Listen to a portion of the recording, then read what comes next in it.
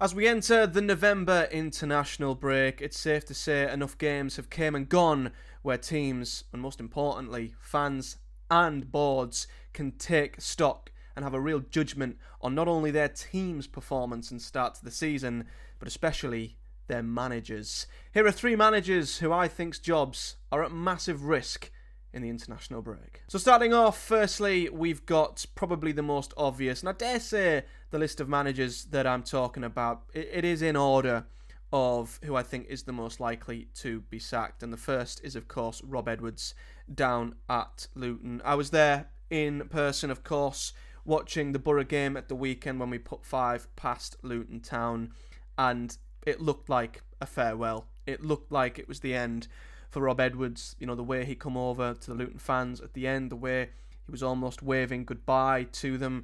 All of his post-match interviews made it seem pretty inevitable that he was saying goodbye, he was saying farewell. Now, I don't know if that's because it was predetermined, if he was maybe told prior to this result that if things don't improve, if you don't get this or get that, or a target was set points-wise up until this international break. You know, whether that was predetermined and Luton haven't met that, I don't know. But if that's the case, you'd expect an announcement pretty imminently. And by the time this video drops on Monday, an announcement might have already been dropped, given that I'm recording this on Sunday evening. But it looks like, I think it is the end for Rob Edwards, and it's a shame because he's a really, really likeable character, and I think it can't ever be forgotten what he's done for this Luton Town team. You know, taking them into the Premier League is something that will go down in their history. It's something that will not be forgotten, and he will be remembered as the manager who did that. And it's a shame that things may be finishing in the manner that they are.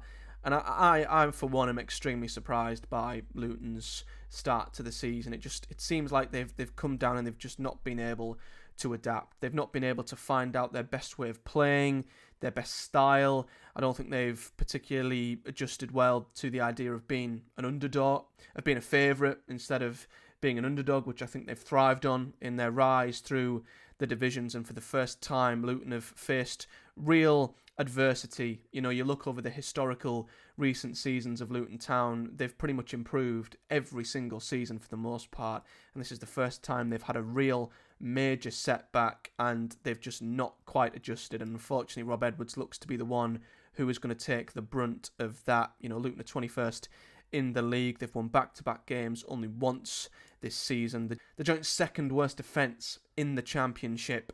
You just can't defend them numbers. So I feel like out of all the managers in the league right now, his head is well and truly on the chopping block. A team with like Luton, with the quality of players they have, simply can't be in the position that they're in. And I think now the board have probably seen enough. And one thing I will say, and I could say this about all the three teams I am going to discuss, Mark Robins has just been made available. And if you're a team who are thinking about sacking their manager and someone like Mark Robins has just come on the market, I think you've got to act and get him in. And out of all the clubs in the Championship, even if Rob Edwards was doing a great job, if you told me to list all 24 clubs, and other than Coventry, which club would I think Mark Robins would be best suited to? Luton would be right up there, if not at the top of my list. So I would not blame them one bit for taking this chance to letting Rob Edwards go and bringing in Mark Robins. The only one big hurdle could be the fact that they've just signed Rob Edwards to a lucrative 4-year deal in the summer, I believe. So it will be quite costly for Luton Town to pay him off from that contract. But I think with the position that they're in, with a manager like Robins available, I think they're going to have to just take this one on the chin. And I'd be astounded if Rob Edwards was still Luton Town manager when they returned from the international break. Second manager is Marti Cifuentes of QPR. Now this just goes without saying. Once again, you look at the results, you look at the facts, and it's just grim reading from top to bottom for QPR. They're bottom of the Championship, winless in 11 games, winning only once this season. They're yet to win at home as well. And on the eye, you know, you can look at all the stats in the world, but on the eye, they just look really, really poor. You know, when we played them in midweek, and ironically, QPR and Luton are the two teams we've played most recently, they were so open defensively, incredibly naive, and they made it very easy for Boro to carve them open time and time again, but I think going forward especially, it's a massive, massive concern. Their last 2 away games, albeit they've been to 2 very, very tough places, they've been anonymous going forward, QPR, and they've got to start picking up points on the road if their home form is going to continue to be as bad as it is. There just isn't really a positive I can pluck from any area of this QPR team at the moment. Home form, away form, goal scoring, defensively, maybe they've been a little bit better defensively, but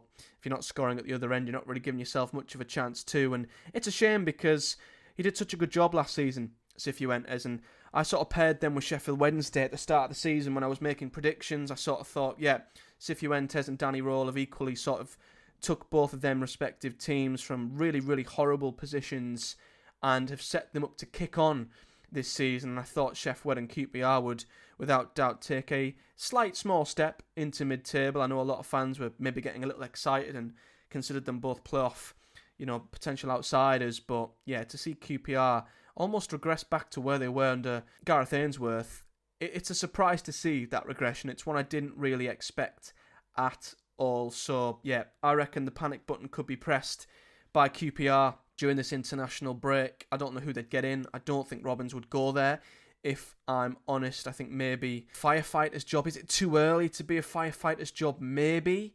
But I think at this moment in time, QPR are slipping adrift of everyone. You can probably pull positives from every team above them, even Pompey, who've just got their first home win of the season. But Cardiff are looking good under Omar Rizza. Luton are obviously going to make a change, you'd like to think. QPR are slipping adrift of everyone else.